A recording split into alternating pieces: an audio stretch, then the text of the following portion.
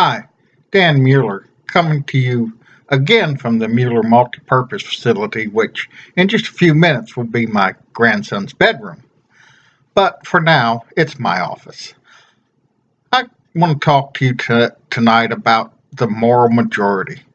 Jerry Falwell had been preaching for a number of years, and he had kind of eschewed politics, and he wanted to just reach people on a personal level and save them and bring them to God.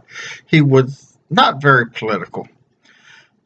After a meeting with Chris Schaefer, who himself was a small town pastor until he started this outreach out in Switzerland, and he became more and more vocal as to the moral underpinnings of the United States he saw as declining away from God and morality into humanism.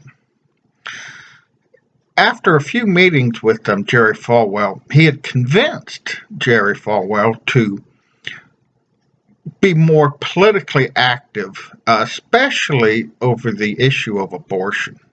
Now, Falwell had considered this not a real big deal for him because he wanted to reach people on an individual level, and if he brought them to Christ, well, then they wouldn't want to have an abortion.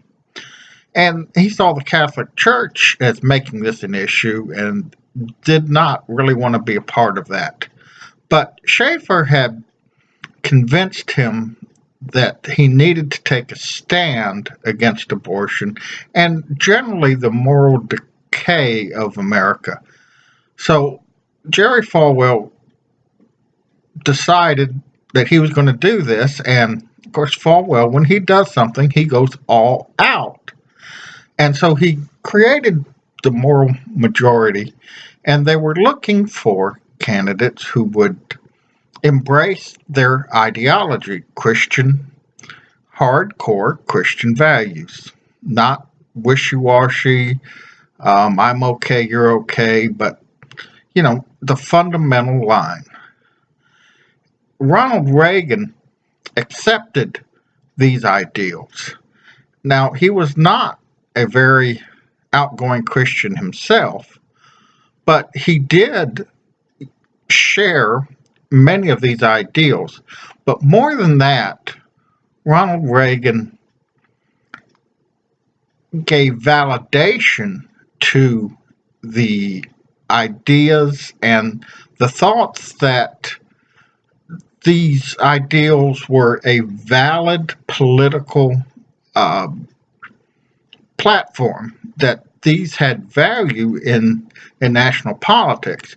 Of course, Jerry Falwell was seen as a Southern Baptist preacher, uneducated, hick kind of guy, and he had his television show, and he brought in money. But it wasn't until he was actually accepted by the national political machine that they were taken seriously as a political force. And Ronald Reagan's election, although his election against Jimmy Carter, he was probably going to win anyway, he won with a landslide, and it was reported that the evangelical vote is the one who did this for them, and this put the moral majority on the political map. Now, Southern Baptists have a tendency to agree with the moral majority's basic philosophy. Now, individual Southern Baptists have problems with individual planks of the moral majority, but as a whole, 62% of Southern Baptists thought that the moral majority was a good idea and a good thing to do. 3/4 of the Southern Baptists actually thought of America as the protector of democracy, which has been the theme in politics since the Eisenhower administration, even before. But with the rise in the battle against communism, America has really taken on the mantle of the protector of democracy worldwide. Since America's founding, Christians and democracy have kind of gone hand in hand, because part and parcel of the Reformation was democratizing Christianity. You read your Bible, you have a relationship with Christ, that's how you get to heaven. And this just carried over into the political standing as a whole, that